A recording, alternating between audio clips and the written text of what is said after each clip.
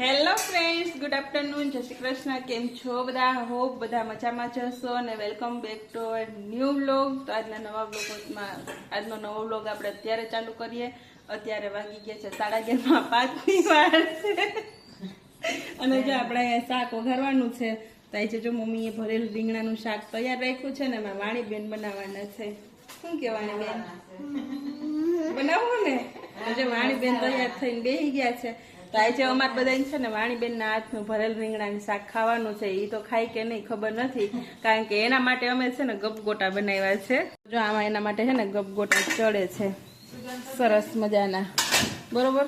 તો વાણીબેન આજે નાસ્તામાં છે ને અમારે સરસ ગપગોટા લઈ જવાના છે. એને કંઈક નવીન આઈડિયો આવી જ જાય. તો હમણાં જો એક દિવસ ઢોકળા લઈ ગઈ હતી અને આપણા ગપગોટા જો કેટલા સરસ બની ગયા ને, એક હાથે ઉથલતા નથી. તો જો આવા કંઈક એના ગપગોટા છે. અને અહીંયા જો આપણે રીંગણાનું શાક લઈ લીધું છે, આપણે તેલ મૂકી દીધું છે અને અહીંયા બેસી ગયા છે વાણીબેન શાક બનાવવા માટે. બનાવીશ ને સરસનું? તો ચાલો ગાઈસ, આજે વાણીબેન છે ને ભરેલ રીંગણાનું શાક આપણા માટે બનાવવાના છે ને અમારા બધાના જે એના હાથનું શાક ખાવાનું છે. ચાલો વાણી, તેલ આવી ગયું છે ને, આપણું જીરું નાખી દે. આ જીરું નાખી દે એમાં. તો પેલા જીરું નાખવાનું. લઈ બંધ કરો, ઉપરથી નાખી દે. આજે હાથે નહીં પકડો પડે. 2 પાંદડા લીમડાના નાખી દે. નાખી દે. આ રકેબી પકડીને નાખી દે. રકેબી પકડીને આમાં નાખી દે ઉપરથી. કઈ ન થાય. હું આવીશું પછી. હાલે હવે આ નાખી દે. ચમચી પકડીને નાખી દે આમાં. રકેબી નહીં, ચમચી જ પકડ. નાખી દે આમાં જીરું, હિંગ નાખી દે. એ નો છાંટા, હળદર નાખી દે. નાખી દે ફટાફટ. ના લેવા રીંગણા નાખી દે. નાખી દે. હા નખાઈ ગયા. ઉડા છાંટા નો ઉડે. હવે આ હું નાખી દઉં. તો સરસ જો વાણીબેને રીંગણાનું શાક વઘારી દીધું. સરસ મજાનું વઘારી દીધું. કાંઈ ન થાય. એમ કરીશ તો ક્યાંથી આવશે વાણી? જો સરસ મજાનું આપણે વઘારી નાખ્યું રીંગણાનું શાક વાણીબેને. અને હવે વાણીબેન તમે એ વાર લાગતો જેમાં બધો મસાલો બીજો મારે નાખવાનો હોય ને એ હું નાખી દઉં ને. હવે તું હું નાખી દઉં. અમારે રોટલા પછી હજી કરવા, ત્યાર પછી રોટલી ખાવી. તો જીરું આપણે થોડુંક નાખીએ.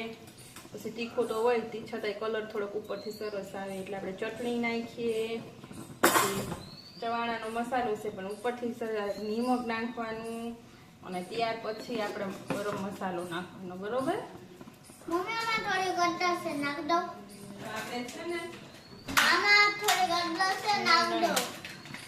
સરસનો પંજાબી ટેસ્ટ જોતો હોય ને એટલે આપણે એમાં પંજાબી મસાલો નાખીએ એટલે સરસ ટેસ્ટ આવે. પૂરો થઈ ગયો એટલે મગાવવો પડશે. એટલે આપણે પંજાબી મસાલો પણ નાખ્યો છે.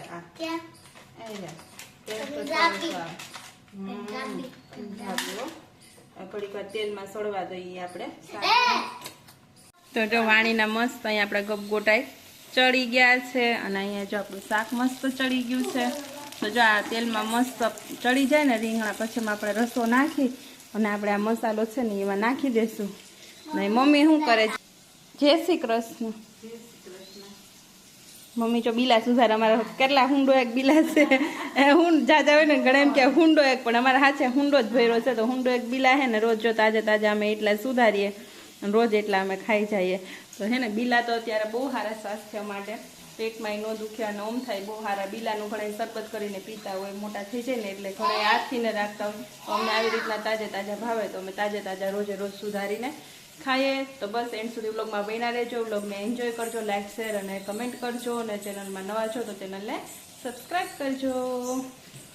અમારા વાણીબેનનો લુક કઈ જેવો છે. હવે લેંગી પહેરવાની નથી એવું છે ને, અને ચડ્ડો પહેરીને જવાનું છે કેમ કે હે ને અત્યાર સુધી તો એના માપનો ચડ્ડો નહોતો મળ્યો, તો મેં 30ની સાઈઝનો લીધો ને તો એની લેન્થ ટૂંકી હતી ને 28નો એને જો ટૂંકો જ થાય છે ગોઠણ સુધીનો. પણ તો પછી લેંઘી એટલા દિવસ તો આવેલી, પણ હવે મેડમે કીધું છે કે હવે હે ને લેંઘી નહીં હાલે, કારણ કે એ લોકો હવે ત્યાં બધા એક્ટિવિટી કરાવતા હોય ને વિડીયો ઉતારતા હોય તો વાણી એક લેંઘીવાળી થઈ જાય, બાકી બધા ચડાવાળા થઈ જાય. એટલે આજથી વાણી બેને હે ને ચડ્ડો પહેરીને જવાનું સ્ટાર્ટ કર્યું છે. જો એની લંબાઈ વધારે છે ને તેને ચડ્ડો હે ને 28નો હે ને તો ટૂંકો થાય, તો 30નો તો પોળો હતો પણ આનાથી 2 આંગળ ટૂંકો હતો લેન્થમાં, તો એ નો આવેલો. એટલે વાઈટથી આની શરૂઆત વાણીબેને કરી દીધી છે ને. જે વાણીબેનનું બેગ પેક કરી દીધું છે આપણે, એને ગપગોટા ભરી દીધા છે ને હવે વાણીબેન સ્કૂલે આવેલા, બરોબર ને વાણીબેન? તો ચાલો શરૂઆત કરો. અને રસ્તામાં પવન લાગે તો વાણીબેન ચશ્મા પહેરીને પછી જશે, એવું છે ને? જો પહેરી લીધા ને તૈયાર થઈ ગયા. Bye bye.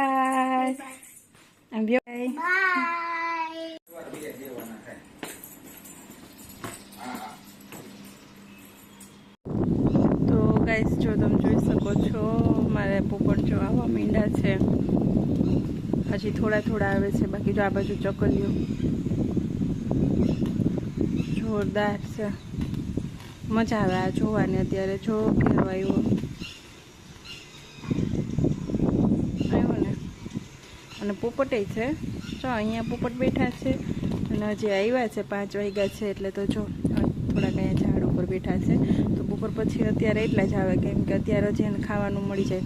સવારમાં ઝાઝા આવે પણ 6, 6:15 થાય ને ત્યાં આવી જાય. તો જ આપણે ડેઈલી રૂટીનમાં જાગ્યા હોઈએ ને બધું કરતા હોઈએ એટલે વિડીયો નથી લેવાતો, પણ હું એકવાર જરૂરથી તમને બતાવીશ. હજી આખું ઝાડ ભરાઈ જાય ને એટલા પોપટ આવશે, જેટલો સ્ટેન્ડ છે ને ભરાઈ જાય એટલા પોપટ આવશે. પણ એ હજી વાર છે થોડી ઘણા. ચકલીઓ જુઓ, એનું પેટ નાનું છે પણ એના પેટમાં કેમ એટલું હમાતું હશે ને એ ખબર નથી પડતી. અને આ જુઓ આ ટાઈપની જે ચકલી આવે છે ને એ બધી ગ્રુપમાં બેઠી હોય છે, જોઈ લો. એ કહે છે ને આખી પાછી નહીં બેસે ને ગ્રુપમાં જ બેસે ને ચણશે, તો મસ્ત આ જોવાની મજા આવે આપને.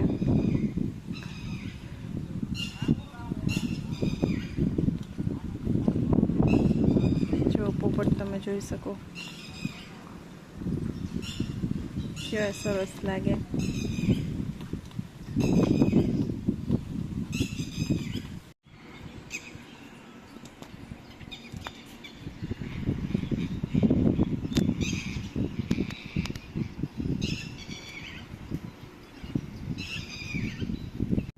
ગાઈસ જુઓ આ ચકલી લાઈનમાં બેઠી, એક આવશે ને એટલે આગળ બધી આવશે ને એક ઉડે ને એટલે બધી જો ઉડી જાય. બધી અહીંયા ઉડીને ઝાડવે કેવી સરસ ગોઠવાઈ ગઈ ને.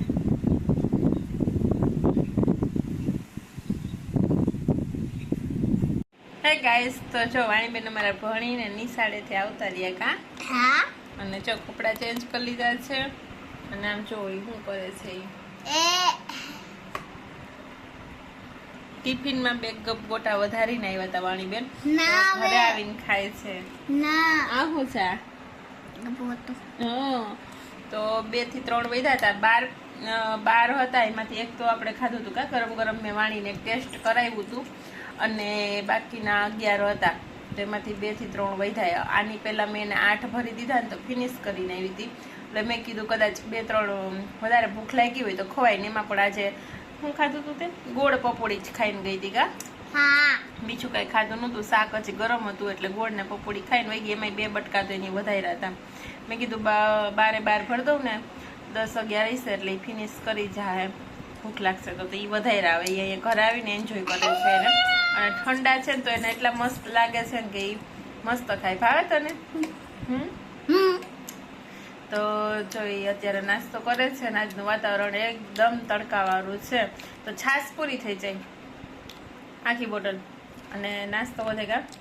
આ પરમ દિવસે ઢોકળા લઈ ગઈ હતી, થોડા કેળા વધાર્યા હતા, આજે આ વધ્યા છે, પણ અત્યારે હમણાં ફિનિશ કરી જાય ને મજા આવે, ભાવે બહુ. તો ચલો આજનું કંઈક એવું છે, જોઈએ છે હવે આગળ શું થાય છે એ. જોઈ લ્યો ગાઈસ અમારા ચકલા કેવા લાઈનમાં બેઠા, એવા રૂડા લાગે ને, જોયા જ કરીએ. હું તો પાછી આવી હો જોવા માટે.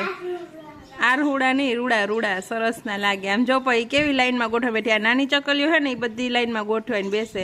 આપણે ઓલી દેશી ચકલી કે પીળી ચકલી હોય ને આવી રીતના ના બેહે ને આ બધી આવી રીતના બેઠી જો. આ મારે ઝાઝા વર્ષે આવી, જ્યારે ઘણા વર્ષ થઈ ગયા, કાં 5, 6, 7 વર્ષ તો થઈ જ ગયા હશે. બેક જ હોય. બાકી હે ને આ ચકલિયું જે આવતી ને તો આખું અમારે ચાદરની જેમ છવાઈ જતી એટલી આવતી. ને અત્યારે જો મેં તમને આગળ બતાવ્યા ને એ કરતાં અત્યારે પોપટ પણ વધી ગયા છે હે ને.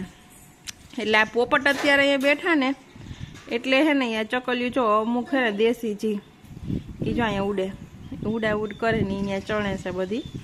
અને આ બધી તો જો અહીંયા ગોઠવાઈ ગયો. પોપટ વયા જાહે ને પછી જ અહીંયા છે ને ચણવા ચાહે ત્યાં સુધી એમાં ઉડ કરશે, 1-2 આવશે ને ચાહે ને એવું કરશે. બાકી જો બધી લાઈનમાં બેસી ગયો. ના મસ્ત જો સુરત દાદા દેખાણા છે, કપડાં બપડા મસ્ત સુકાઈ ગયું અને વાતાવરણ છે તડકા જેવું. અને અમારી 2 ટપસલીઓ જો અહીંયા બેઠી.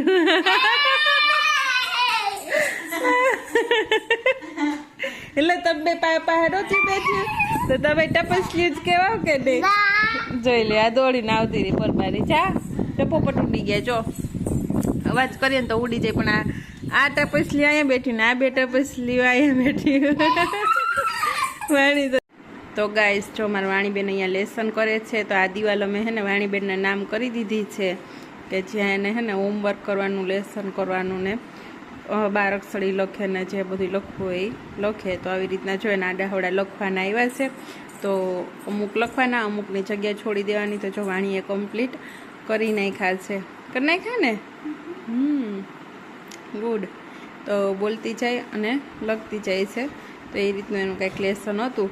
તો જે લેસન આવ્યું ને એ જ મેં એને અહીંયા લખી દીધું. એટલે એ લખી લે અને પછી છે ને પાછું લખવા ટાઈમે એને બહુ વાંધો ન આવે. થોડુંક રિવિઝન જેવું થઈ ગયું હોય ને તો એની જાતે જ લખી લે. અને હજી જો થઈ ગયા છે 8:05ની વાર છે. અને અમારે આજે જવાનું છે બહાર જમવા માટે.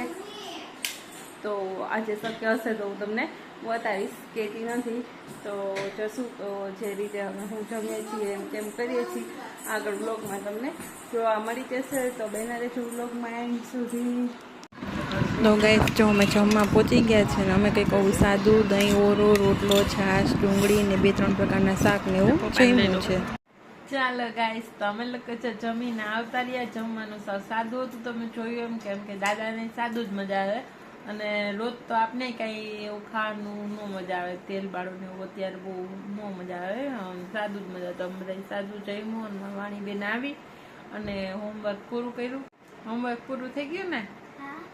તો વાણીબેન હોમવર્ક પૂરું થઈ ગયું અને બેગ પેક કરે બરોબર ને. સવારે હે ને પછી આપણે ખાલી ટિફિન ને એવું જ મૂકવાનું રહે. અત્યારે બધું પેક થઈ જાય ને તો હા વ્યવસ્થિત મૂકી દે બધું. તો જો વાણીબેન આવીને હોમવર્ક કરી લીધું. અત્યારે બધું પેક થઈ ગયું છે ને. કાલનો વ્લોગ છે ને બહુ મસ્ત આવવાનો છે. કાલે એક મસ્ત હું રેસીપી તમારી જોડે શેર કરવાની છું. તો કાલનો વ્લોગ જોવાનું ભૂલતા નહીં. અને આજના વ્લોગને અહીંયા પૂરો કરીએ છીએ. અને વાણીબેનને નીંદર આવે છે તો સૂઈ જઈએ. અને આજે વહેલું મારું હોમવર્ક પૂરું થઈ ગયું છે કેમ કે આજે રસોઈ નહોતી ને તો મેં એને થોડુંક પહેલાં કરાવી લીધો અને થોડુંક પછી જમીને આવીને કરાવ્યું. તો આજના વ્લોગને અહીંયા પૂરો કરીએ છીએ આપણે અને મળીએ આપણે નેક્સ્ટ વ્લોગમાં. ત્યાં સુધી બધા લાઈક કરી દેજો, શેર કરી દેજો અને કમેન્ટ કરજો કે અમારા વ્લોગ કેવા લાગે છે એ. અને ચેનલમાં નવા છો તો ચેનલને સબસ્ક્રાઈબ કરી દેજો. મળીએ આવતીકાલે. ત્યાં સુધી બધાને બાય બાય, ટેક કેર, જય Shri Krishna and thank you for watching.